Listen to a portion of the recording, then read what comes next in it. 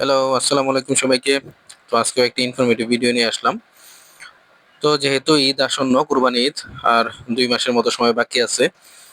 তো সেই জন্য একটি প্রোটিন সমৃদ্ধ দানাদার খাদ্য বানাবো আমার গরুগুলোর জন্য। তো যারা দানাদার খাদ্য নিজে বানাতে চান, তারা ভিডিওটি ফার্স্ট টু লাস্ট দেখলে কিছু হয়তো শিখতে পারবেন। তো যাই হোক শুরু করি। এই যে ১ম এ যে জিনিসটা দেখতে পাচ্ছেন, এটা হচ্ছে কুড়া। এটা আমি এবার ব্যবহার করছি অটো কুড়া। এটা আসলে যে ধানের যে অটো মিলগুলা থাকে সেখান থেকে ধান ভাঙানোর পরে যে কুড়া অংশটা বের হয়, এটাই হচ্ছে সেটা। এটা নরমাল যে কুড়াগুলো থাকে ধানের সেটার থেকে কোয়ালিটি একটু ভালো এবং দামেও একটু বেশি। তো যাই হোক আমি এখানে কুড়া ব্যবহার করলাম ৫০ কেজির বস্তা ৩ টা, অর্থাৎ ১৫০ কেজি। এটা অনেক পুরাতন একটা জিনিস। যারা যুগে খামারের সাথে জড়িত তারা সবাই কুড়া বিষয়টা জানেন। আর দ্বিতীয়ত আমি যে ব্যবহার করছি এটা হচ্ছে সয়া মিল। সয়া মিল অত্যন্ত প্রোটিন সমৃদ্ধ একটা খাদ্য। এটা আমি প্রত্যেকবার ব্যবহার করি সয়া মিলের ভুসি। তো এইবার আমি সয়া মিলটাই ব্যবহার করছি। যেহেতু ২ মাস সময় আছে মাত্র, তো গরুকে একটু প্রোটিন সমৃদ্ধ খাবার দিব। তো সয়া মিলটা আমি ব্যবহার করছি ৫০ কেজি বস্তার ২ বস্তা, অর্থাৎ ১০০ কেজি। তো আজকে মোটামুটি আমি ৫০০ কেজি প্লাস দানাদার খাদ্য বানাবো। তো যাই হোক এটাই হচ্ছে সয়া মিল। তো কোয়ালিটি আমাদের এই অঞ্চলে, যেহেতু শেরপুর জেলা, এখানে এমনই পাওয়া যায়।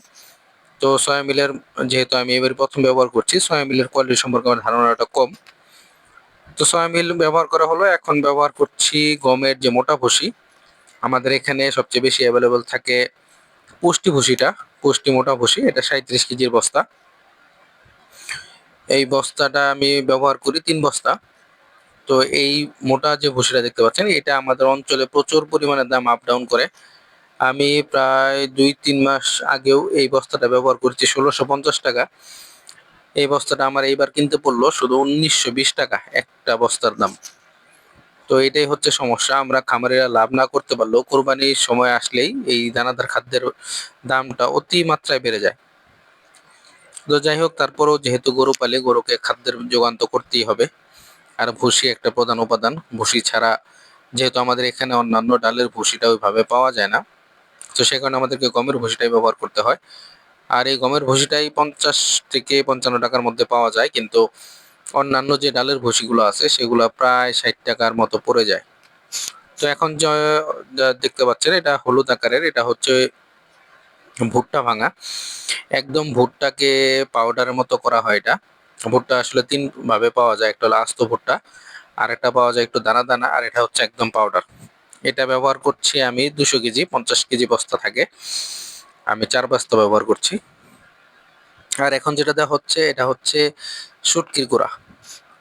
আপনার গরুর দানাদার খাদ্যে প্রোটিন এর মাত্রা বাড়ানোর জন্য শুটকি গুঁড়াটা ব্যবহার করতে হয়।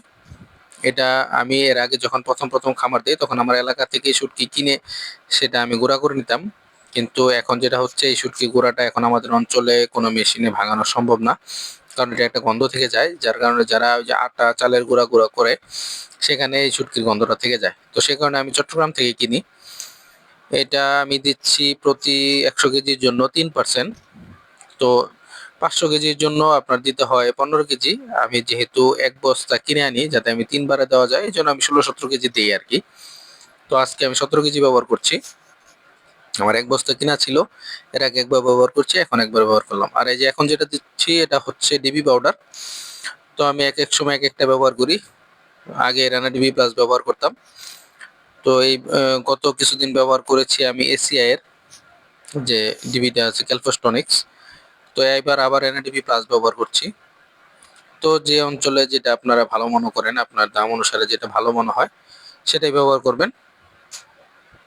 তো প্রতি ১০০ কেজির জন্য আমি ১ কেজি ব্যবহার করি ডিবি পাউডারটা।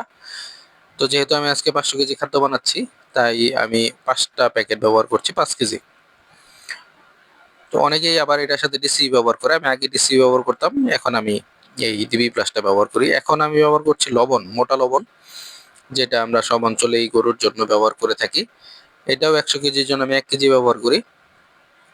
যেহেতু ৫০০ কেজি খাদ্য, তাই ৫ কেজি ব্যবহার করা হচ্ছে।